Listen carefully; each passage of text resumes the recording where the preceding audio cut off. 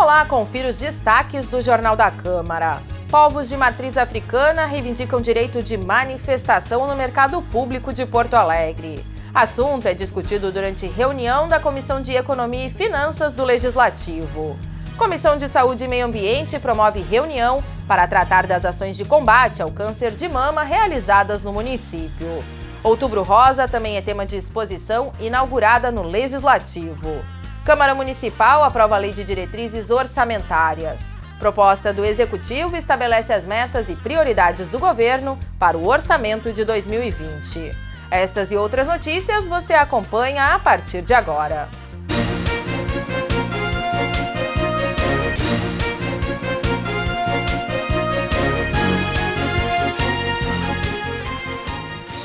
Vereadores e representantes dos povos de matriz africana devem criar uma comissão para acompanhar o processo de concessão do mercado público para iniciativa privada. A medida foi definida durante encontro da Comissão de Economia e Finanças do Legislativo nesta semana. Com a concessão, entidades religiosas temem perder o direito de realizar manifestações no local. Conforme a coordenadora do Fórum de Segurança Alimentar dos Povos de Matriz Africana, Porto Alegre conta com cerca de 20 mil casas dedicadas a cultos afro-religiosos. De acordo com a mãe e a Vera, muito do que é consumido nas celebrações é comprado no mercado público. Ela teme que a concessão para a iniciativa privada interfira na utilização do espaço. Preocupação também levantada pela Congregação em Defesa das Religiões Afro-Brasileiras. Para Maria Cristina dos Santos, a concessão não pode proibir a realização de cultos de matriz africana no mercado público. Na minuta da concessão existe um artigo, o 15.5, letra I, que proíbe aquele espaço para rituais, manifestações políticas, mas o que nos preocupa é realmente dos rituais das religiões de matriz africana, que ali estão há 150 anos, então junto com o mercado. Segundo o secretário de Parcerias Estratégicas, a concessão vai permitir que em 3 anos sejam feitas obras de melhorias no mercado. Tiago Ribeiro argumentou que a prefeitura demoraria cerca de 10 anos para fazer as reformas com recursos próprios. Sobre a utilização do espaço para cultos religiosos, o secretário disse que a medida pode ser revista. A gente, de fato, tem que redesenhar essa cláusula para que ela permita que os eventos religiosos que são realizados ali há décadas, há séculos até, que eles sejam permitidos também pela nova concessionária e que a concessionária seja obrigada a permitir a realização daqueles eventos, daqueles cultos, daquelas cerimônias, na mesma forma como ela utiliza hoje. Como que a gente faz isso? A partir da própria cláusula, reescrevendo ela para abrir essa exceção, ou numa cláusula logo em seguida a gente estabeleceu uma exceção à cláusula anterior, especificando exatamente qual é o tipo de evento que pode ser realizado ali no espaço. A vereadora Karen Santos acompanhou a reunião e disse que manifestações políticas também não podem ser proibidas no mercado. Para a parlamentar, a concessão também pode prejudicar o caráter público do espaço. Qual é o interesse de uma empresa que vai investir 40 milhões, se não um retorno, e esse retorno vai ser abatido como? Quem é que vai ter que assumir essa conta? Os mercadantes. E os mercadantes vão acabar colocando esse valor dentro dos seus produtos, e quem em última instância acaba consumindo vai ter uma sobretaxa. Então é esse questionamento econômico que não está fechando assim dentro dessa perspectiva de não elitizar e ao mesmo tempo ter investimentos privados ali dentro. Uma reunião pública na Câmara de Vereadores deve ser realizada para discutir o processo de concessão. Uma comissão composta por vereadores e representantes dos povos de matriz africana também deve ser criada. O grupo deve propor ao Executivo alterações no projeto de concessão. Conforme a Prefeitura, o processo de licitação para a escolha da empresa deve iniciar até o final deste ano. E essa comissão vai tratar de participar junto com os demais envolvidos nesta questão da PPP que se encaminha. E, em segundo lugar, o próprio secretário diz que esta comissão pode escrever propostas para serem inseridas e avaliadas pelo governo, para ser inserida ou não junto às normas de PPP que vão ser encaminhadas a partir de agora. Mais transparência e agilidade no repasse de dados. Estas foram as principais cobranças feitas à Prefeitura pelo Conselho de Acompanhamento e Controle Social do Fundeb. O Conselho reclama da dificuldade de obter informações detalhadas e da falta de tempo para analisar os relatórios sobre a prestação de contas do Fundo de Desenvolvimento da Educação Básica. O assunto foi discutido nesta terça-feira no Legislativo da capital. Na Comissão de Educação e Cultura, Rosa Maria Mosna afirmou que os relatórios têm sido aprovados pelo Conselho, mas enfatizou a necessidade de informações mais detalhadas para a efetiva fiscalização quanto à aplicação dos recursos do Fundeb. A vice-presidente do Conselho também questionou o porquê do tempo exíguo para análise dos relatórios. Rosa lembrou que, em anos anteriores, já houve atraso na prestação de contas e o município foi incluído no CADIM, o Cadastro de Inadimplentes. A dirigente do Conselho disse que o ideal seria ter os dados de forma antecipada. Os dados chegam sempre em cima da hora.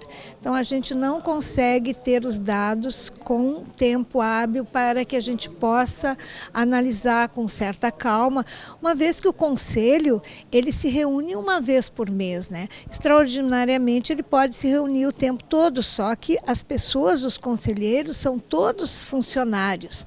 Então não dá para a gente estar chamando todos os dias porque é impossível. São prazos sempre muito exíguos e a gente não consegue ter os dados esmiuçados. O diretor financeiro da ESMED argumentou que a Prefeitura também recebe as demandas do governo federal para a prestação de contas no prazo limite.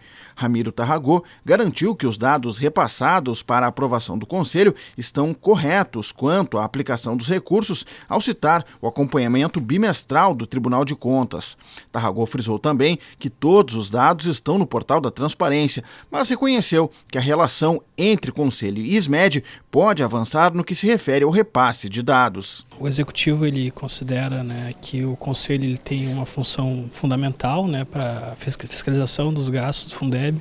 São mais de 260 milhões por ano que a gente recebe para pagamento dos professores, A gente entende as demandas do Conselho, a gente compreende que é uma área muito árida em relação à análise dos dados financeiros relacionados a esse tipo de gasto, E a Secretaria está sempre buscando se aprimorar com relação ao envio dos dados necessários, sempre lembrando que todos eles estão disponíveis no portal de transparência da Prefeitura. A comissão vai sugerir que o Executivo realize um curso de capacitação para os novos conselheiros, com o objetivo de orientar sobre processos e sistemas informatizados. A SESI também vai solicitar mais agilidade no repasse de dados para o Conselho. O Ramiro trouxe alguns dados de que a Prefeitura receberia dos órgãos superiores os dados ou a abertura do sistema um mês antes da efetiva prestação de contas e que teria também um tempo exíguo.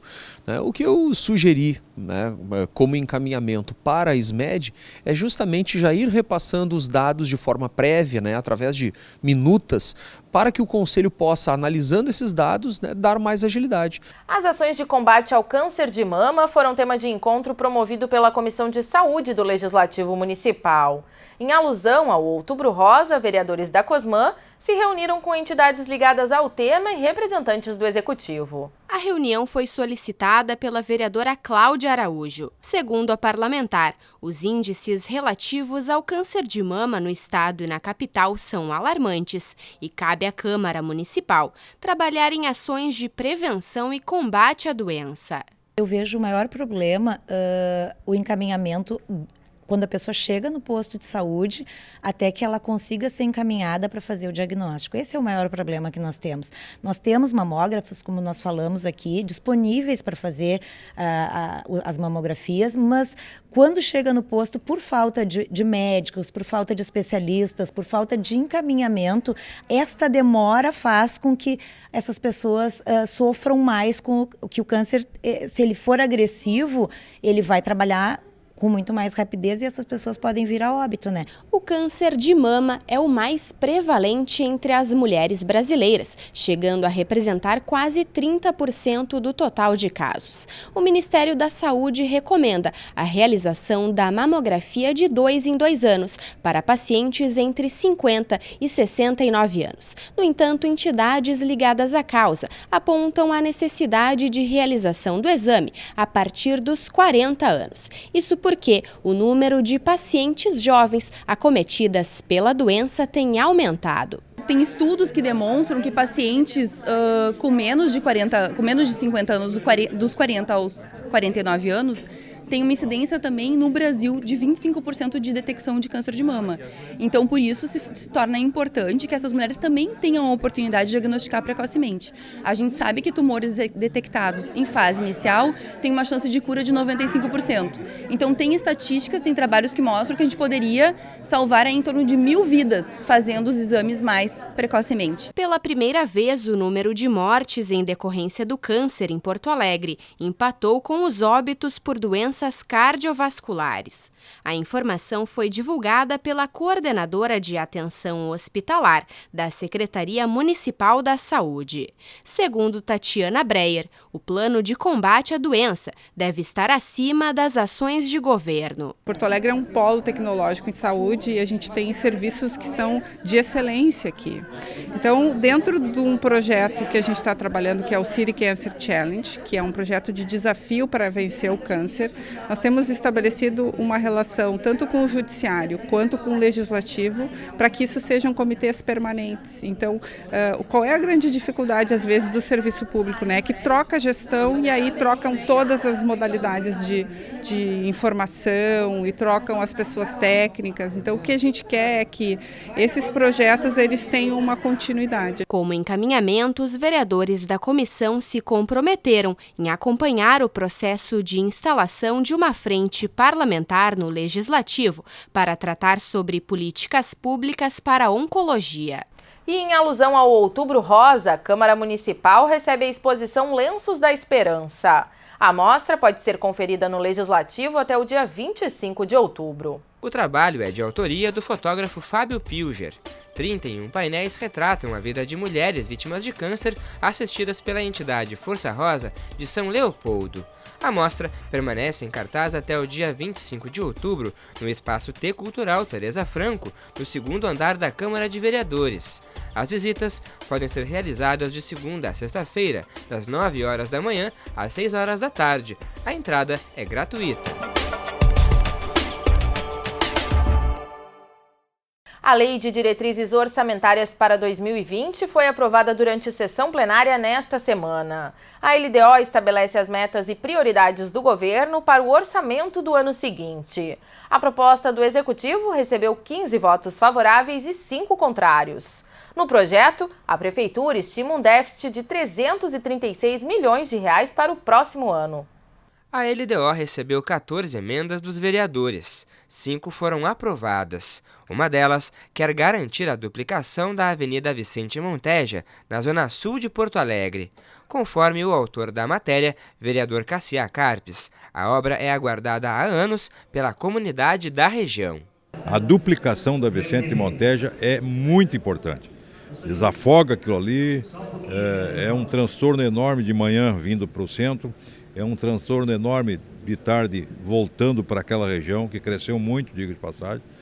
Portanto, é uma obra que terá que acontecer mais brevemente, porque vem a colaborar com uma comunidade muito grande e uma região que ali é a nossa capital do pêssego, né? A Vila Nova.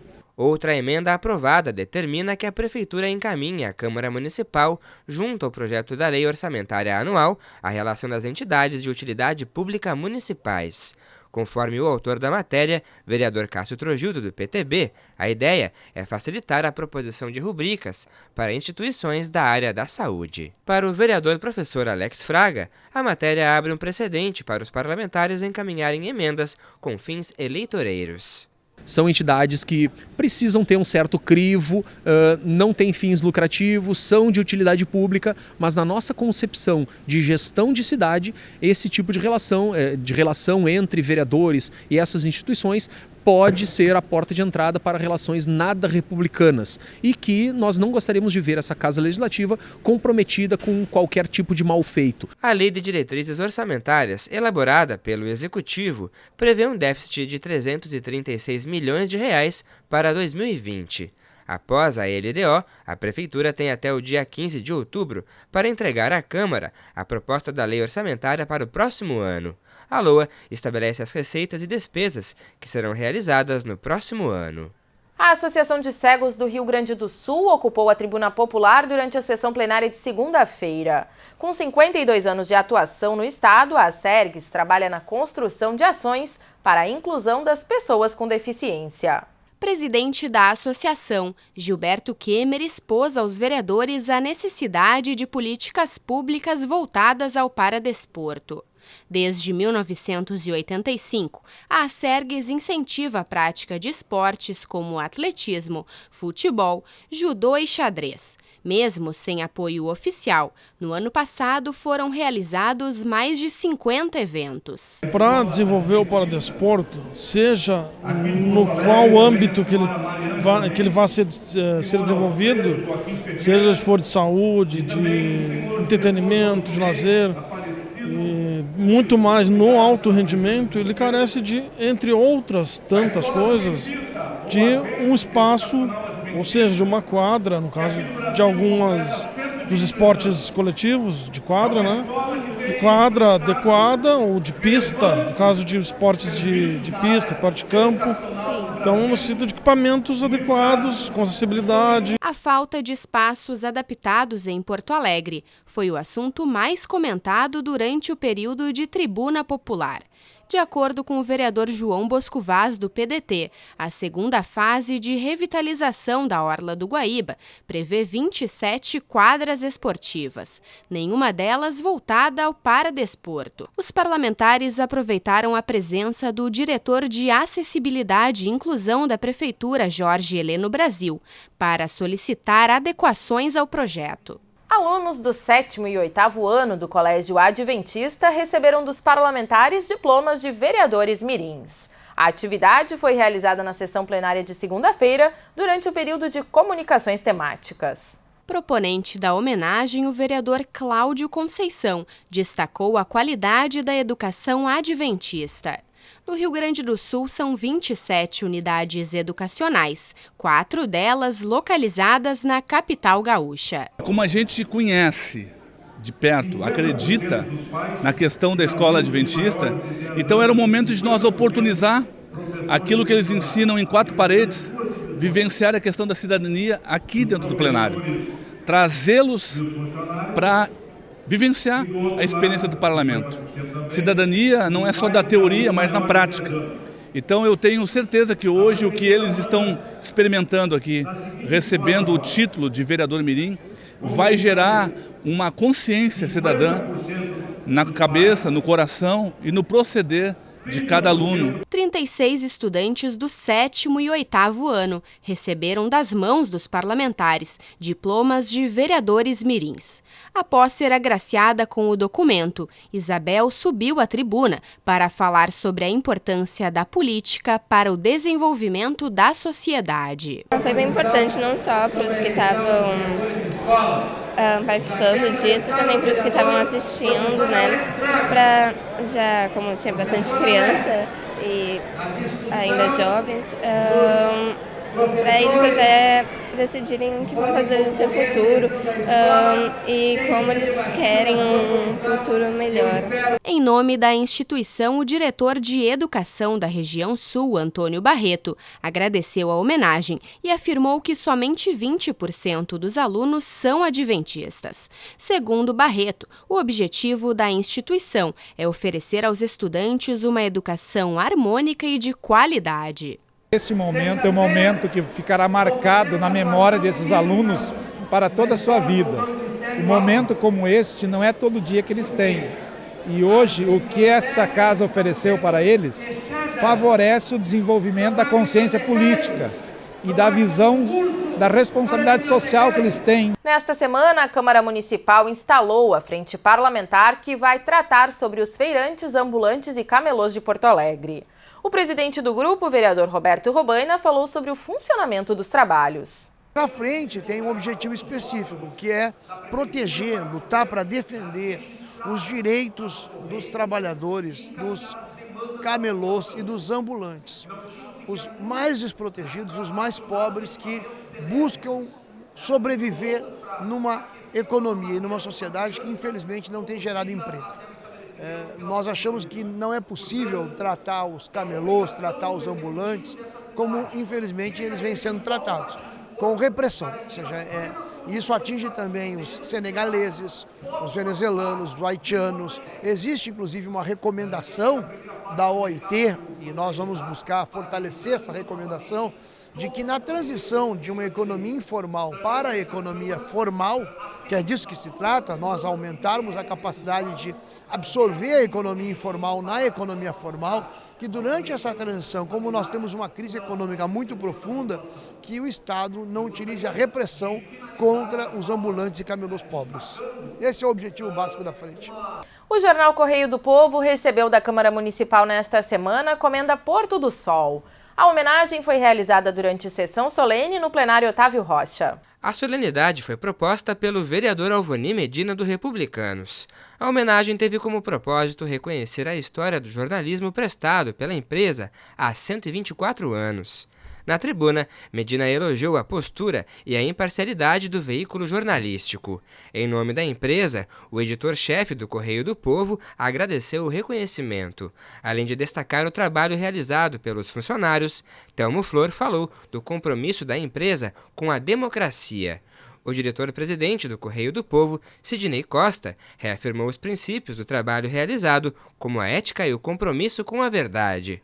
O Correio do Povo foi fundado em 1º de outubro de 1895 pelo jornalista Caldas Júnior. O espetáculo de dança Frankenstein é a atração desta semana na 5ª Mostra de Artes Cênicas e Música do Teatro Glênio Pérez.